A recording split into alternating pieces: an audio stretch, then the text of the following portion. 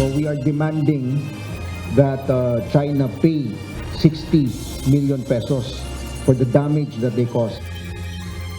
China, pinagbabayad ng Pilipinas na 60 million pesos na danyos para sa mga nasirang gamit ng Armed Forces of the Philippines sa Ayungin Incident noong June 17. Hiwalay na kompensasyon sa sundalong Pinoy na naputulan ng daliri, sisingilin din sa China. Bagong Territorial Defense Plan at iba pang hakbang sa West Philippine Sea ipiniresenta ng Armed Forces of the Philippines kay Pangulong Ferdinand Marcos Jr. Thank you, Mr. Chairman. I made my point. There's no such thing as 23 billion sa Paulit-ulit na tayo. Kanina Thank you, pa, Mr. na Chairman. 21.7 billion. Senator Nancy Binay pinag-aaralang maghain ng reklamo sa Senate Ethics Committee laban kay Senator Alan Peter Cayetano. Yung tungkol doon sa sinasabing kung may mga talks with other opposition, well, sa ngayon ay ongoing yan. At talagang pinag-aaralan pa natin. So, syempre, yung magiging kaalyado namin, yung with the same principle as us. Liberal Party kabilang sa kinakausap ng Makabayan Bloc para sa posibleng alyansa sa 2025 election. Magre-rekomenda na magkaroon na o intensify, palawakin pa yung random drug testing ng mga drivers ng mga bus na dumadaan dyan sa busway. Mas maganda ho yun para wala nang nagda-drugs dito sa carousel. Para safe po yung mga pasahero. Saka yung transport. Regular random drug test sa mga bus driver ng EDSA Carousel, iminungkahi ng Department of Transportation sa Land Transportation Office at LTFRB.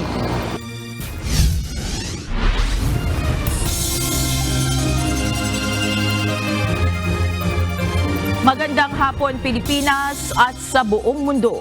Una sa ating mga balita. Naging mainit ang sagutan kahapon ni Senators Nancy Binay at Alan Peter Cayetano sa usapin ng New Senate Building. Nauwi ito sa pagwo-walkout ng isa sa kanila. Pinag-aaralan ngayon ni Senator Binay kung dapat bang iakyat sa Ethics Committee ang naging asal ni Senator Cayetano. Ito ang balita ni Harleen Delgado, live. Harleen, kailan plano ni Senator Binay maghain itong ethics complaint at ano ang partikular na irereklamo niya sa naging sagutan nila kahapon?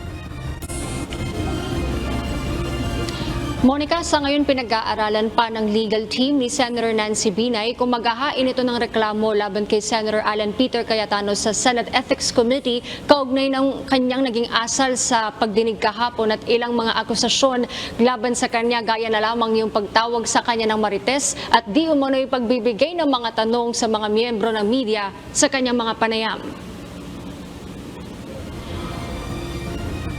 Ma'am, ano ba intensyon mo sa guguluhin mo yung hearing namin? Hindi ko ginugulo yung hearing. Isa lang ito sa mga naging tagpo sa pagdinig ng Senado kahapon kaugnay ng umano'y lumabong gastos sa pinapagawang bagong Senate building sa Taguig City. Nagkasagutan sina Senators Alan Peter Cayetano na chairperson ng Senate Committee on Accounts at Nancy Binay na dating chairperson ng komite kaugnay ng budget para sa konstruksyon ng gusali. Gusto sanang malaman ni Senator Binay kung saan nanggaling ang 23 billion pesos na unang binanggit ni Senate President Francis Cheese Escudero na halaga o gastos sa ginagawang bagong gusali. Gayong 21.7 billion pesos ng umano ang kasalukuyang presyo ng new Senate building. Naka-10 interview ka. Baka naman ito yung Makati Taguig. Hindi mo man lang iniba yung question dun sa radyo. Lahat sila pare-pareho question. Eksakto pa. Di halatang ikaw nagbigay ng question.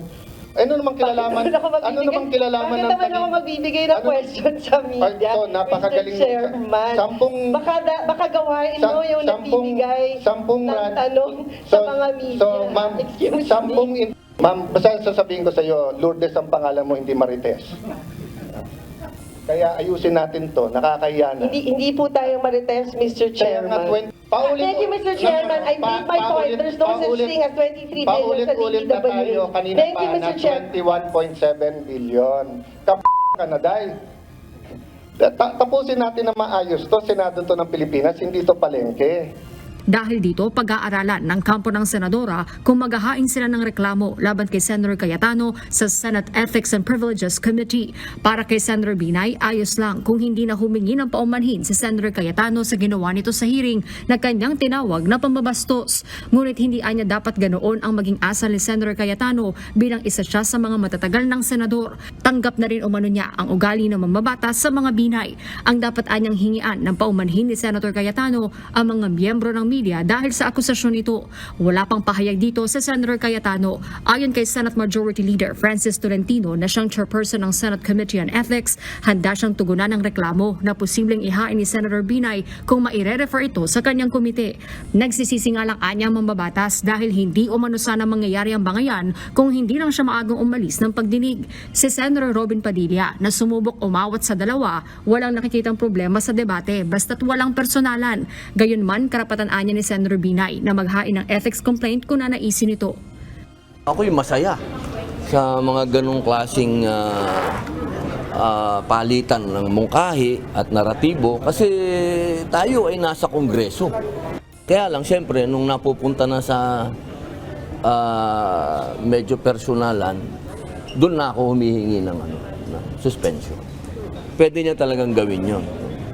Alin naman, kahit sino naman senador, pwede niyang dalhin yun doon. Pakiramdam mo, nagkaroon ng Pero ako tatanungin, stick lang tayo doon sa issue. Huwag nang... Kasi nanonood din ako kahapon, napunta na sa Taguig, Makati, yung mga ganun. Monica, sa ngayon wala pang eksaktong petsa pero magkakaroon muli ng isa pang pagdinig ang Senate Committee on Accounts patungkol sa issue sa new Senate building. At yung munang update mula rito sa Senado, balik sa iyo, Monica. Maraming salamat, Harleen Delgado.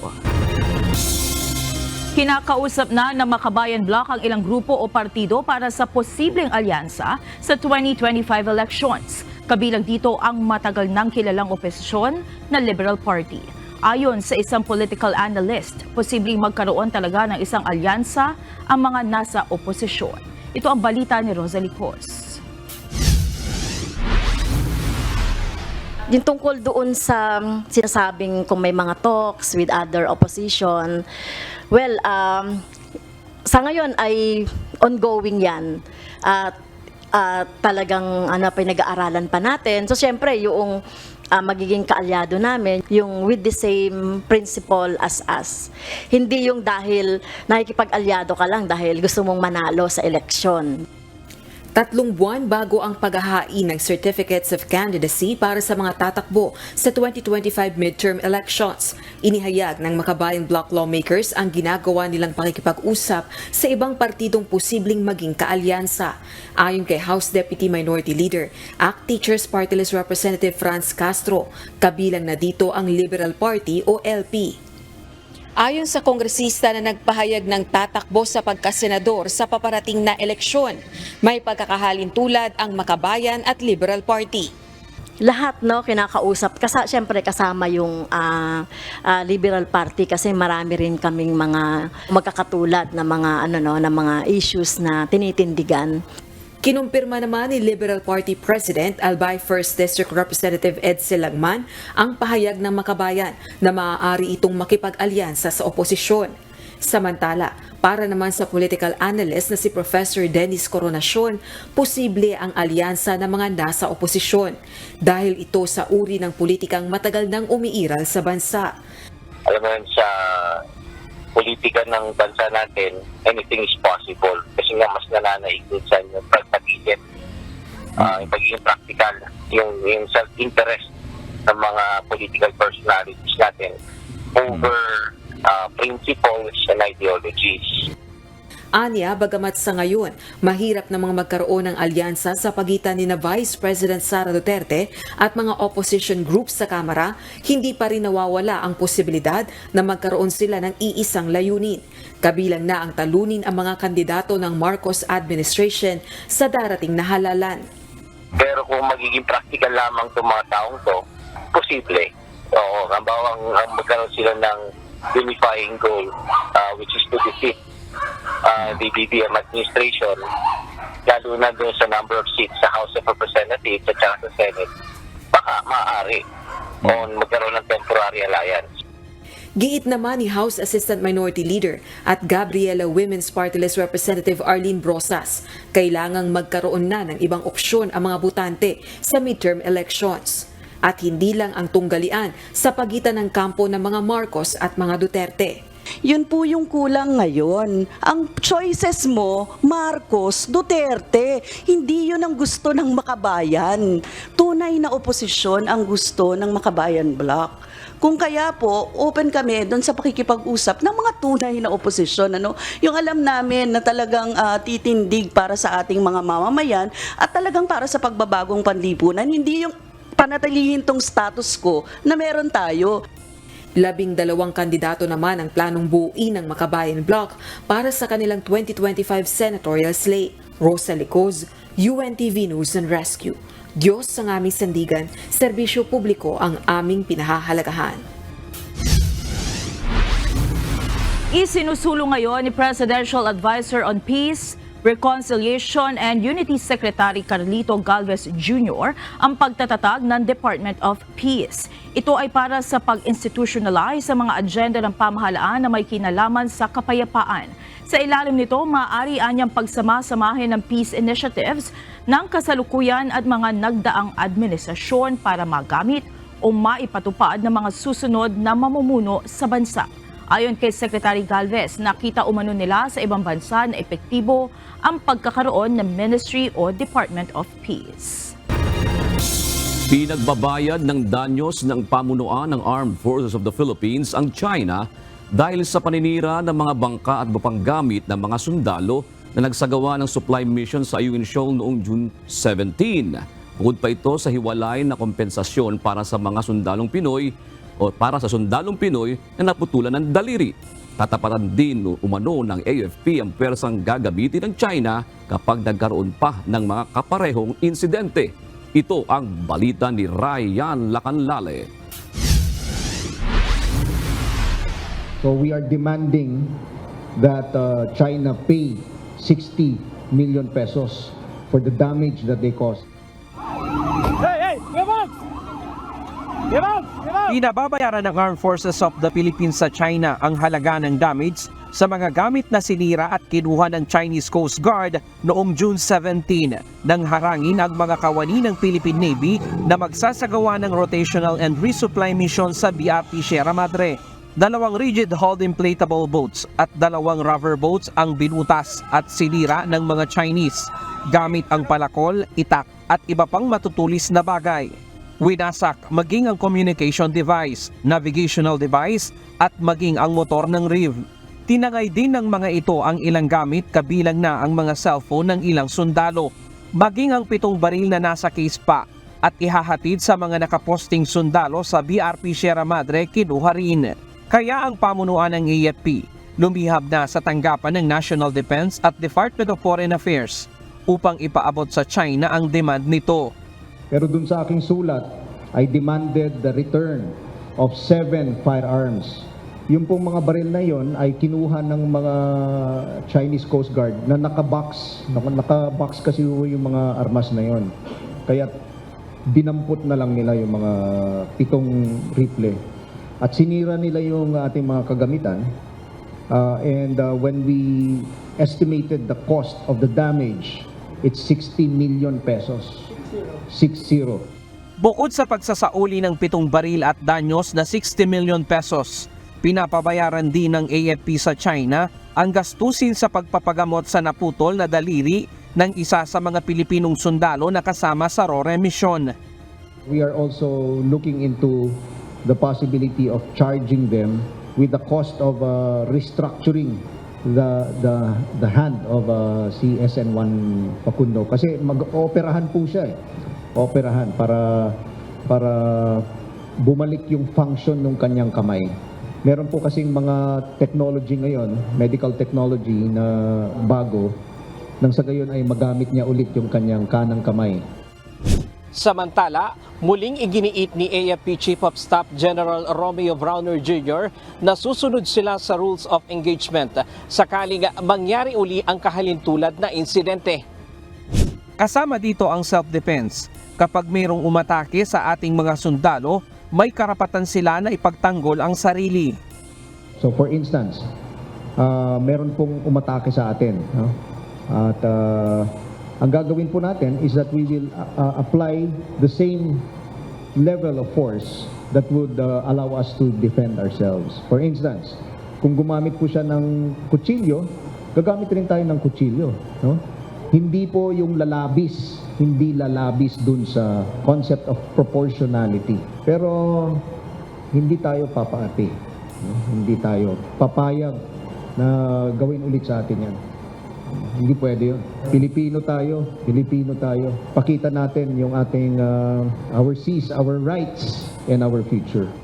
Welcome development naman para sa AFP ang mga usapin ng de-escalation sa pagitan ng China at Pilipinas. Ngunit hindi umano ito makakaapekto sa posisyon ng AFP dahil sadya namang sumusunod ang sandataang lakas sa international law. So, yung mga talks na ganito would help us in our next operations that we will be conducting on in the West Philippine Sea. Kasama na yung RORE natin at yung iba pang mga operations natin like maritime patrols, air patrols, and so on. Ayon kay General Browder, nagbigay ng specific instruction sa kanila ang Pangulo sa tensyon sa West Philippine Sea. Yes, ang instruction po ng ating Pangulo is to de-escalate. Again, we cannot discuss that because when we talk about the how, nandun na po yung ating mga operational matters madi-discuss. But rest assured that we will be following the orders of our Commander-in-Chief, our President. Ryan Lacanlale, UNTV News and Rescue. Diyos ang aming sandigan, serbisyo publiko ang aming pinahahalagahan. Ipinag-utos na ni Armed Forces of the Philippines Chief of Staff General Romeo Browner Jr. ang pagsuot ng patch ng may bandila ng Pilipinas simula ngayong araw para sa lahat ng military battle uniform ng mga sundalo. Kung dati ginagamit lamang ang Philippine flag patch tuwing lumalabas ng bansa ang mga sundalo o kaya ay tuwing may balikatan exercises, ngayon ay araw-araw nang makikita sa mga uniforme ng mga sundalo ang bandila ng Pilipinas. Ayon kay General Browner, sumisimbolo ito sa pagpapakita ng pagmamahal sa bansa ng mga sundalong Pilipino, alinsunod na rin sa programa ng Pangulo na pagkakaisa ng mga Pilipino. At this time, as the Chief of Staff, I have authorized all members of the Armed Forces of the Philippines to wear our flag on our right arm, on our right arm for our battle dress uniform. This is to show the patriotism of the Armed Forces of the Philippines, and this is also to align with the goals of Bagong Pilipinas. Isang pasahero sa EDSA carousel ang nagsumbong sa mga nagbabantay na tauhan ng Philippine Coast Guard at Special Action and Intelligence Coordination Team o SAIC ugnay sa monoy driver konduktor na tila nasa impluwensya ng droga. Agad kumilos ang grupo upang hanapin ang dalawang inireklamo na agad namang naaresto. Bunsod nito, iminumungkahi ngayon ng Department of Transportation o DOTR sa mga attached agency nito at sa Philippine Drug Enforcement Agency na magsagawa ng mas madalas na random drug testing sa mga driver at konduktor ng EDSA busway. Ito ang balita ni JP Nunez. Rekomenda na magkaroon na o intensify, palawakin pa yung random drug testing ng mga drivers ng mga bus na dumadaan dyan sa busway. Magpupulong ang Special Action and Intelligence Committee for Transportation, Land Transportation Office, Land Transportation Franchising and Regulatory Board at ang Philippine Drug Enforcement Agency ayon sa Department of Transportation. Ito'y kasunod ng insidente ng pagkakahuli ng magkapatid na bus driver at konduktor ng EDSA busway dahil may dalang drug paraphernalia at droga habang pumapasada. Ayon kay DOTR Executive Assistant to Secretary Jonathan Yesmundo, ipinaaral na sa mga attached agency ng DOTR ang pagsasagawa ng mas maigting na random drug test sa mga bus driver ng EDSA carousel.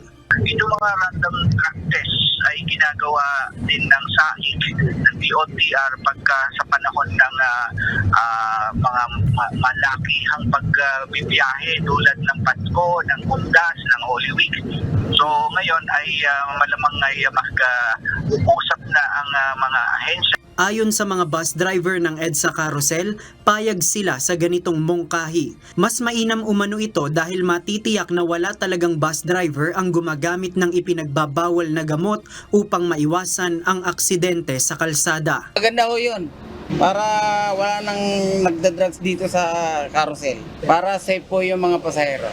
Saka yung transport. Para maiwasan ng aksidente sa daan. Yung mga gumagamit pero may maligalig maligalig sa pasahero kahit sa kapwa nila empleyado. Madali silang uminit ang ulo, ganoon ba? Ayon pa sa mga bus driver, kahit ora mismo magsagawa ng drug test, ay kumpiyansa silang hindi sila magpopositibo. Kahit ngayon mismo, drug test niya ako. Siyempre, kahit araw-araw pa sa akin. Para makita nila yung gumagamit. Samantala ang mga commuter ng EDSA busway naniniwalang dapat ring magsagawa ng mas madalas na drug test sa mga bus driver ng EDSA busway upang matiyak na wala silang impluwensya ng droga para maihatid ng ligtas ang mga pasahero. Security, of course, ang iyang mga passengers.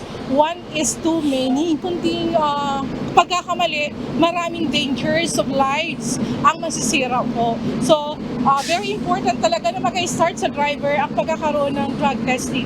Kapag po yung driver inaantok or may time po na napapabilis po niya bigla yung pag-andar tapos hindi po niya napapansin na may stoplight pala doon. So kapag po halimbawa, influensya po siya ng drugs, pwede niya pong i-diretso yon. Hinihikayat naman ng DOTR ang publiko na agad magsumbong sakaling may makitang kahina-hinala sa mga driver at konduktor ng EDSA busway. Lalo na pagka sumasakay ng gabi, ganyan, kung merong kakaiba, wag naman sana ay baka rin na magkaroon ng mga hinalang mga bug na maiiwan, ganyan. So, maging concerned sila kay alam na lalo na sa mga enforcers ng SAIC dyan sa busway para ma-actionan agad. JP Nunez, UNTV, News and Rescue. Diyos ang aming sandigan, serbisyo publiko ang aming pinahahalagahan. Dumarami na ang mga mamimili na naghahanap ng murang school supply sa Divisoria mahigit 3 linggo bago ang simula ng pasukan. Ayon naman sa ilang nagtitinda, pwedeng tumaas ang presyo ng mga gamit sa eskwela sa mga susunod na linggo kung magkakaubusan ng stock. Ito ang balita ni Jed Neresina. Medyo nagkakabilihan naman. Once na yung magpapasukan na talaga, doon na po talaga magkasaksagan na bilihan ng mga school supply. Nagsisimula ng dumagsa ang mga mamimili ng gamit pang eskwela sa Divisoria. Ayon sa mga nagtitinda, kadalasan marami sa kanila ay tuwing Sabado at Linggo nagpupunta kumpara sa mga normal na araw. Sa ngayon, wala pang nagbabago sa presyo nito. Marami pa naman silang supply na maaring pamilian. Ganun pa rin naman po yung presyo namin. Wag lang po mawala ng stock ng notebook. Para hindi kami tumaas. Kasi minsan tumataas talaga actually. Kagaya nakarang taon, umabot kami ng 250. Ewan na namin next week or second week kung malapit yung pasukan. Kasi ngayon marami pa naman stock eh. Base sa inilabas na price guide ng Department of Trade and Industry, nasa 11 pesos ang pinakamurang notebook, habang 9 pesos hanggang 13 pesos naman ang pad papers. 11 pesos hanggang 15 pesos naman ang pinakamurang lapis na maaaring mabili sa merkado ayon sa DTI. 3 piso naman ang halaga ng pinakamurang ballpen. Samantala 12 pesos pataas naman ang presyo ng isang kahon ng pangkulay, depende sa brand o dami. Ayon sa mga nagtitinda, maaaring makatipid ang mga mamimili kung maramihan ang kanilang bibilhin kaysa pa isa-isa. Once na bumili sila para makala sila ng bongga, kailangan per bundle talaga yung bibili nila. Per bundle. Kasi once na maka-purpose silang binili, doon sila mapapamahal sa Magulat na lang sila sa presyo, ganun, mabayaran nila. Mas maganda talaga, bundle, buo ang bibili nila. Dumayo na ngayong araw si Aling Rosalie sa Divisoria para mamili ng school supplies ng kanyang apo. Maaga siyang mamimili upang hindi na maipit sa dami ng mga magla-last minute shopping bago ang araw ng pasukan. Nag-iikot-ikot din muna siya upang makahanap saan mayroong pinakamababang presyo bago bumili. Dito na kasi yung mura niya. Makaminos kakad, konti lang. Aling doon, papunta dito sa loob, inikot-ikot ko, gahanap muna kami talaga ng mura. Alam ko kasi dito banda mura-mura. Ate, may extension kayo, te? Kaya nga dito ako nakapatpad. Pinag-ipunan niya rin ito dati pa, ngunit dahil kailangan magtipid ay unti-unti pa rin ang kanyang pagbili ng mga gamit. Ganito karami ang mga mamimili rito sa Divisoria. Medyo siksikan na, ngunit ayon sa mga nagtitinda ay kaunti pa ito kumpara kapag papalapit na o 2 linggo na lang bago ang pasukan. Jed Neresina, UNTV News and Rescue. Diyos ang aming sandigan, serbisyo publiko ang aming pinahahalagahan. Narito naman ang mga balita sa iba't ibang panig ng mundo. Ihahatid ng ating global correspondent na si Jack De Ocampo mula United Kingdom.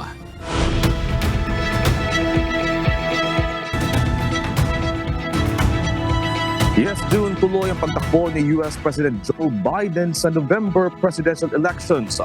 Ito ang kaniyang tiniyak sa gitna ng mga panawagang umatras sa laban dahil sa maraming isyong ipinupukol sa kanya, lalo na sa estado ng kanyang kalusugan. Itinanggi rin ng White House at ng kanyang campaign team na pinag-iisipan na nitong mag-withdraw sa presidential race. Anila, determinado ang incumbent president na talunin si Donald Trump sa ikalawang pagkakataon.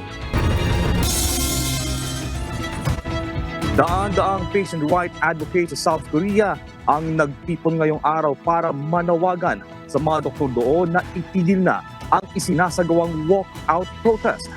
Ayon sa mga grupo, lubhang apektado na ang public health services sa bansa bunsod ng matagal ng walkout protest ng mga doktor. Hindi na nila umano kinakaya ang matinding pinsala na idinudulot ng protesta sa kanila. Gayon din ang anxiety sa mga pasyente. Buwan ng Pebrero ngayong taon nang magsimulang magprotesta ang grupo ng mga trainee doctor sa South Korea sa gitna ng plano ng gobyerno na itaas ang medical school quotas na tinututulan ng mga ito dahil sa umano'y negatibong epekto sa kalidad ng specialist education. Dahil sa strike, apektado ang serbisyo sa ilang mga ospital kung saan nade-delay ang ilang medical treatments gaya ng chemotherapy at iba pang serbisyo. Libo-libong residente ang persahang pinalilikas sa Northern California, USA dahil sa Thompson Atoll fires. Mahigit 3,000 acres na ang apektado ng sunog.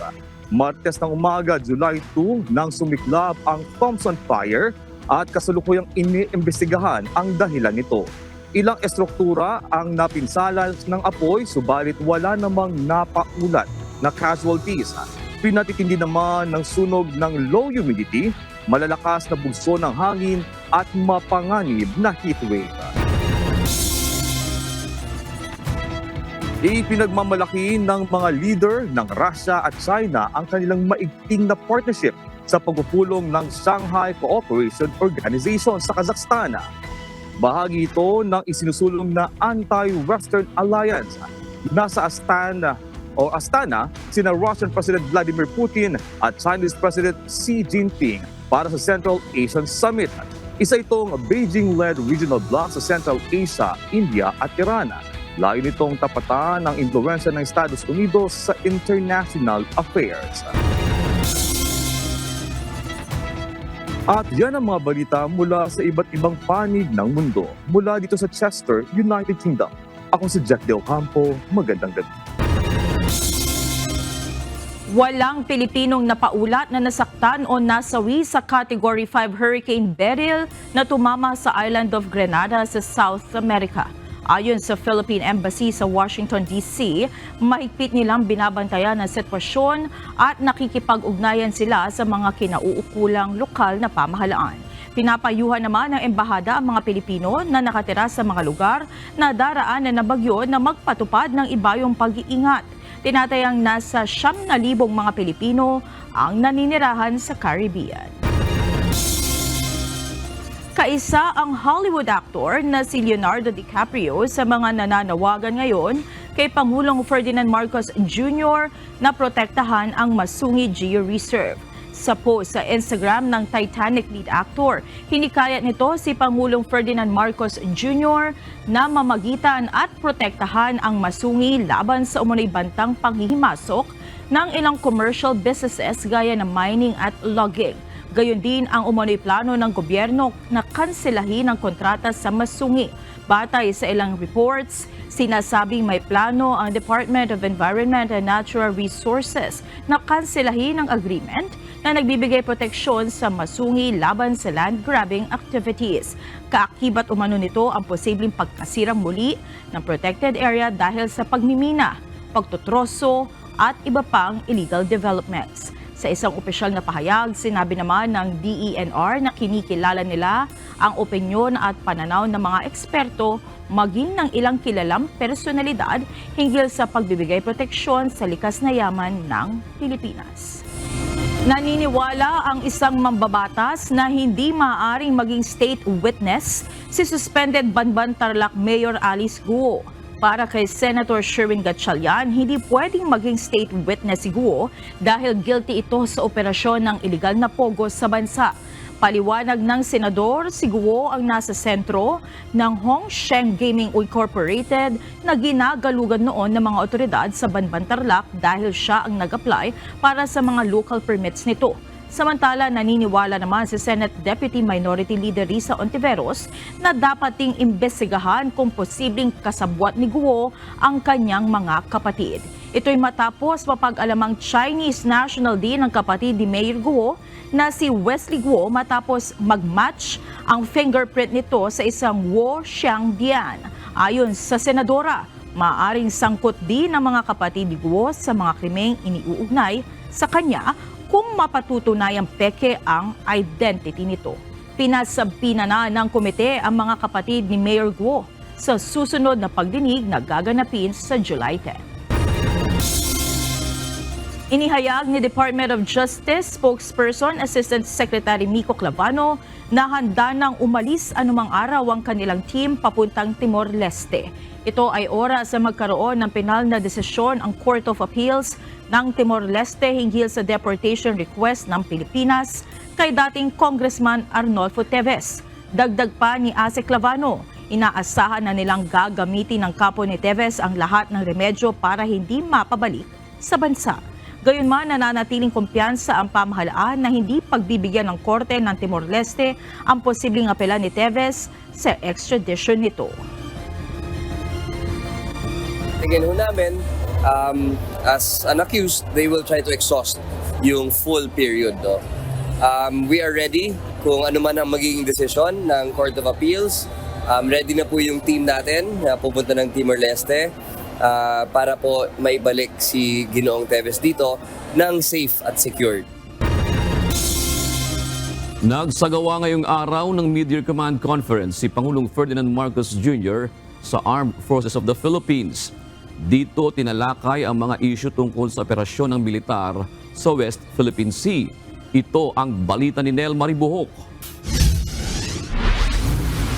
In terms of territorial defense, we presented to the President our updated plan for our territorial defense Bantay Kalayaan. Ipiniresinta ng Armed Forces of the Philippines o AFP kay Pangulong Ferdinand Marcos Jr. ang bagong Territorial Defense Plan na tutugon sa mga umuusbong na banta sa seguridad ng bansa. Ayon kay AFP Chief of Staff General Romeo Browner Jr., nakita ng Pangulo ang halaga ng plano na ito ng AFP na tumututok rin partikular sa panghihimasok ng ibang mga bansa sa Pilipinas at iniimpluwensyahan ang iba't ibang sektor sa bansa. Nakita niya na very holistic yung ating approach. Hindi lang po kasi tayo nakatingin sa labas ng ating bansa, pero nakatingin din po tayo sa loob. No? Meaning, when we talk about territorial defense, we are not just doing external defense, looking outward, but we are also looking inward and addressing the united front works ng ibang bansa no gustong impluwensyahan yung ating iba't ibang mga sektor ng society natin. Ipinakita rin ng AFP kay Pangulong Marcos ang mga hakbang nito sa West Philippine Sea, kabilang na ang resupply mission ng bansa. We have presented to our President several options that the Armed Forces of the Philippines will be doing, not just in terms of performing our RORE operations, but including the other operations in the West Philippine Sea. Tumanggi ng idetalye pa ni General Browner ang mga plano na ito ng AFP kasama ang Philippine Coast Guard at Bureau of Fisheries and Aquatic Resources o BIFAR. Kaugnay naman ng pahayag ni Senator Amy Marcos na posibleng banta ng paggamit ng hypersonic missiles ng China sa Pilipinas. Ayon sa AFP, wala pa silang natatanggap na ulat ukol dito, ngunit naghahanda ang bansa sa anumang banta ng pag-atake.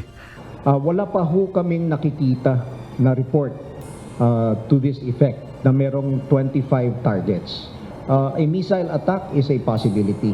Yun nga po, may report na nga na may 25 na targets dito. That is why we are also preparing for those. No? Ang isa pong pwede natin gawin is we harden our facilities. We protect our facilities from possible missile attacks. Hindi lamang po, may mga iba't ibang mga technologies tayo ngayon that exists in order for us to protect ourselves from those kinds of attacks. These are the realities that we have to face. No? Hindi lang po itong mga missile attacks, even drone attacks. Posible namang lagdaan ng Pilipinas at Japan ang Reciprocal Access Agreement o RAA sa mismong 2+2 meeting sa susunod na linggo. Magkakaroon po ng meeting yung ating mga opisyal ng ating bansa at yung Japan, no? And we are hoping that during that meeting, the RAA or the Reciprocal Access Agreement will be signed. Ang defense deal ay magbibigay daan para sa joint exercises, access sa military bases at rotational deployment ng Japanese Self-Defense Forces sa Pilipinas, gayon din ng tropa ng Pilipinas na maaaring makabisita sa Japan. Nel Maribuhok, UNTV News and Rescue, Diyos ang aming sandigan, serbisyo publiko ang aming pinahalagahan. Naaresto ng Bureau of Immigration ang 2 puganteng dayuhan mula sa US at China sa pamamagitan ng magkahiwalay na operasyon na isinagawa ng Bureau of Immigration kahapon. Nahuli ang 2 sa Parañaque at Las Piñas City. Ang puganteng Chinese ay kinilalang si Deng Hongfu, 32 anyos, na sangkot sa economic crimes. Habang naharap naman sa illegal gun possession ang US national na si Mark Andrew Baldwin, 50 anyos. Sa ngayon ay nasa kustodiya na ng Bureau of Immigration ang 2 dayuhan para iproseso ang kanilang deportation.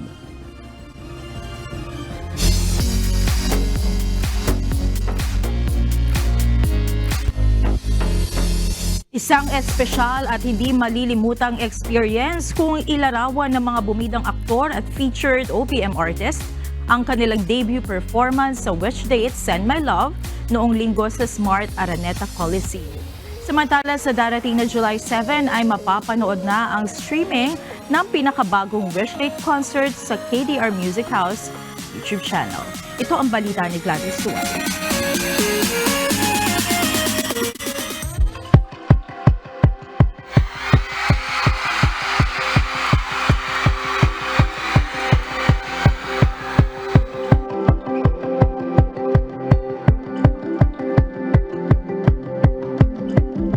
One for the books.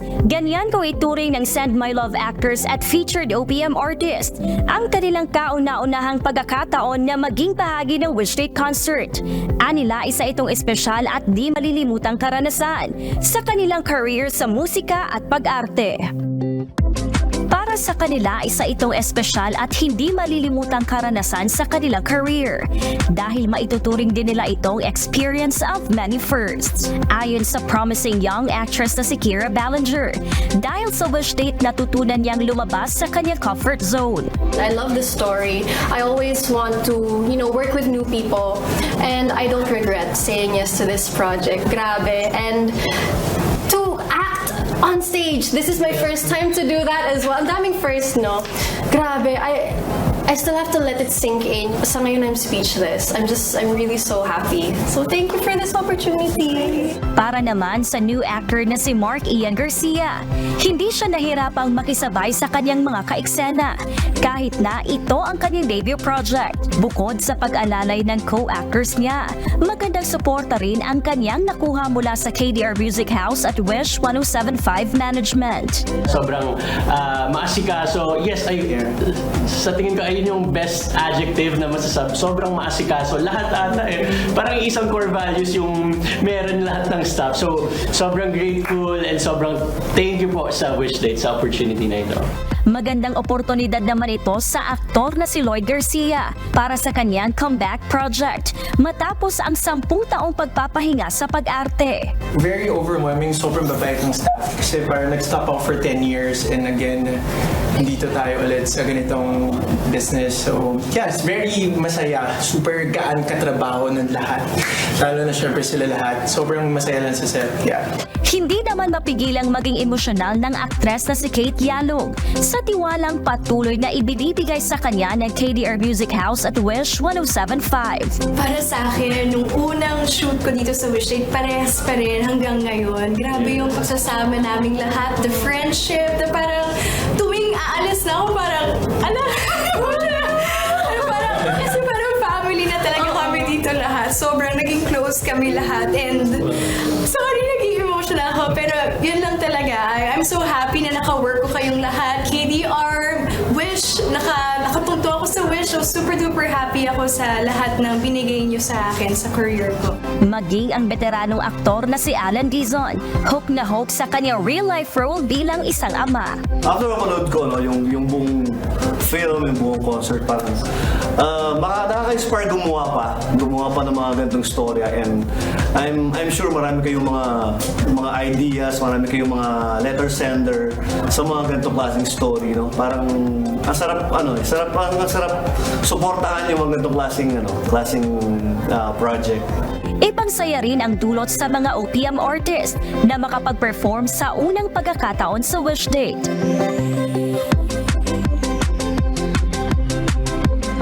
Bagaman maraming concert na ang kanilang napuntahan, kakaibang feels ang hatid nang magsimula na silang mag-perform at maramdaman ang koneksyon sa mga wisher. From the energy that I felt, talagang naramdaman ko na na-enjoy sila and they were really immersed in the whole event, the storytelling, the music, everything, the acting. So yeah, sobrang saya. I'm very thankful and happy that I'm part of this event. Nakakatuwa kami kasi nakita namin maraming sumasabay sa mga kinanta namin. At saka nagre-react sila. Ayun yung nag-boost ng namin, ng energy namin, lalo na sa stage pag yung crowd na talagang nakikanta, sumasayaw, tumatalon, nakaka-fresh. Yung energy nila. Very unique kasi yung format ng program. And very privileged and honor kami na pabilang sa mga set of artists na nag-perform kanina. And sana hindi pa ito yung huli. Maging sila man ay ramdam ang short film, lalo na nang tinapatan pa ng mga awitin nilang swak sa bawat eksena.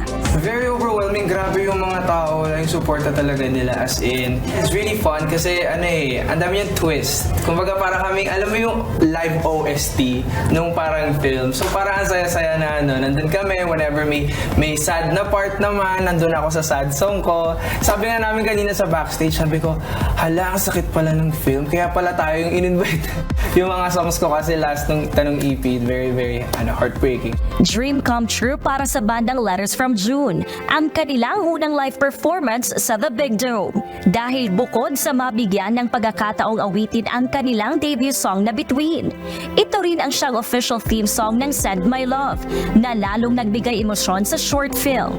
Just hearing the song in a movie, more so a concert like this in Araneta, The Big Dome, sabi na parang sobrang na-touch po talaga kami na dati pinapangarap lang natin that our songs would be part of a movie or would be used as an OST, and then now it's actually happening. Also, thank you so much to KDR Music House for giving us this wonderful opportunity. Pero kung hindi mo pa napapanood ang Wishdate Send My Love, ilaan ang iyong linggo, July 7, sa live streaming nito na mapapanood sa official YouTube channel ng KDR Music House.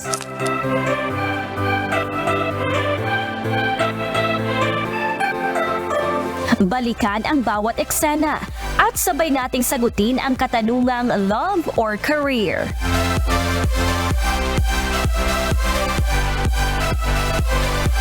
Gladys Tuwabi, UNTV News and Rescue. Diyos ang aming sandigan, serbisyo publiko ang aming pinahahalagahan.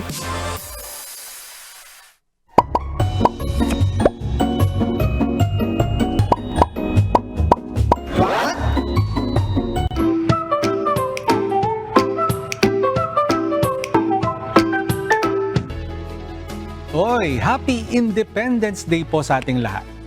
Teka, July 4 ngayon na. Independence Day sa Amerika at hindi sa Pilipinas. Tama naman po, pero alam ba ninyo na originally ang Pilipinas ay nagdiriwang ng Independence Day noong July 4 din. Lumaya tayo sa pananakop ng mga Amerikano July 4, 1946. Pero ginawa itong June 12 upang ideklara ang pagiging malaya ng Pilipinas sa pananakop ng mga Espanyol. Nangyari ito nang lagdaan ni President Diosdado Macapagal ang isang decree na naglilipat sa ating Independence Day from July 4 to June 12. Actually, ipinagdiriwang ng sabay ang mga date na ito. July 12 as Independence Day at July 4 naman as Philippine-American Independence Day. Alam nyo rin ba na may mga movement noon na gawing isang state ng Amerika ang Pilipinas, subalit hindi po ito nangyari. Bagamat gayon, malinaw na makikita ang impluwensya ng Amerika sa Pilipinas, gaya ng pagiging fluent natin sa English, education system, pop culture at maging ang balangkas ng ating pamahalaan. Sana po may natutuhan kayo at laging tatandaan, mapalad po ang tao na nakakasumpo ng karunungan at ang tao na nagtatamo ng kaunawaan.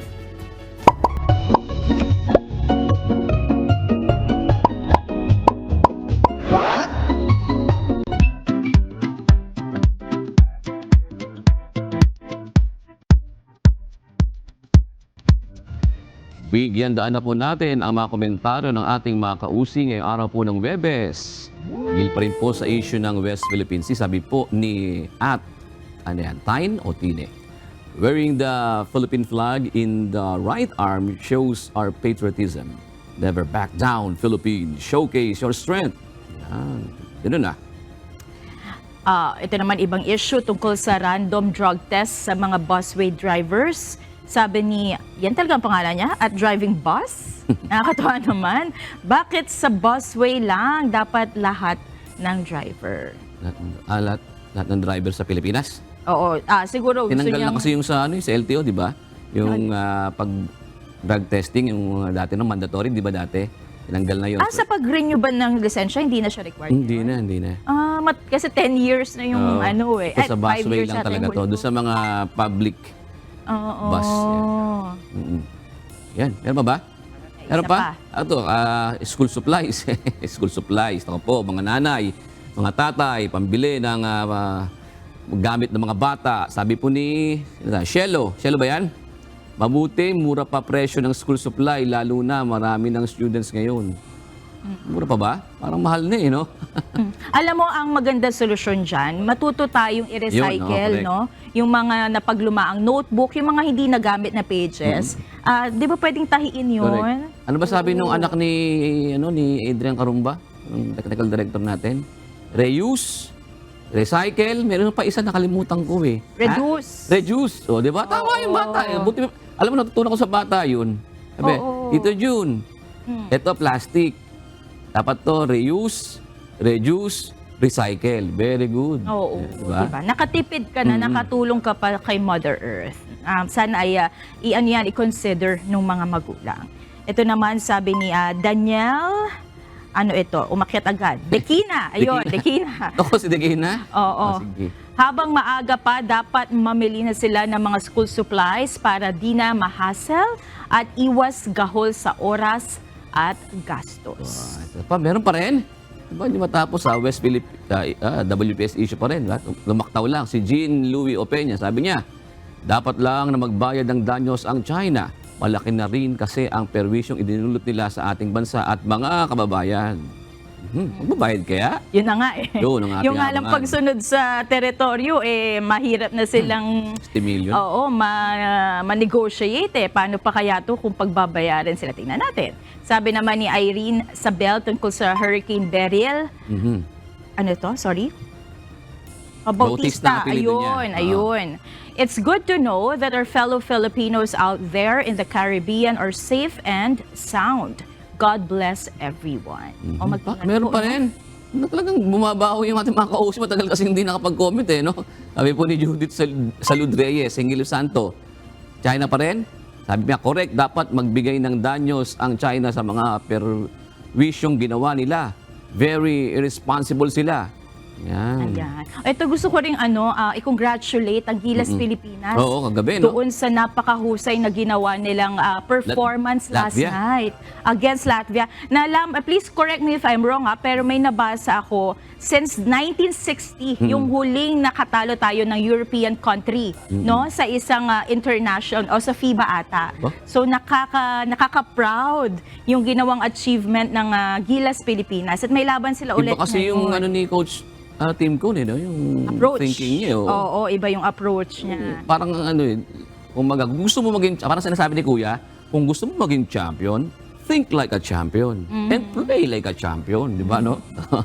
Ayan. So good luck po kasi meron silang laban against, sino ba mga kalaban nila? Georgia. Pero Ayan. may chance tayo kasi tinambakan ng Latvia yan yung Georgia. Oo, kailangan daw tayong manalo or matalo by 19 36. points ba? By 19 points, no? 19 lang ba? Oo, pag natalo tayo but not Dapat more 19. than 19 points, pasok pa rin tayo. So, good luck po sa Gilas Pilipinas. Kailangan ako.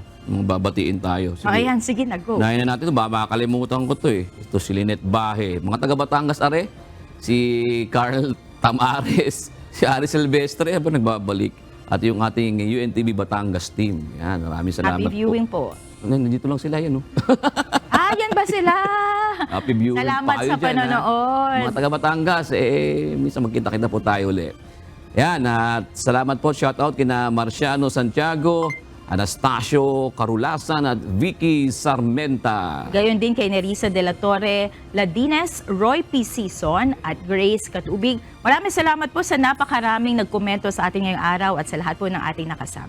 Samantala, narito po ang salita ng Diyos na ating sandigan mula sa aklat ng mga Kawikaan 1 at 7 na nagsasabi, ang takot sa Panginoon ay pasimula ng kaalaman, ngunit ang mangmang ay humahamak sa karunungan at turo.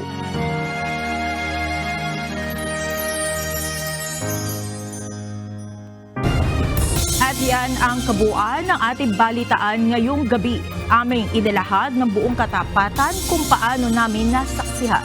Kayo po'y makapagtitiwala na ang aming nakita at narinig, ang aming ibinabalita. At dito po sa UNTV, Diyos ang aming sandigan, serbisyo publiko ang aming pinahalagahan. Magandang gabi po.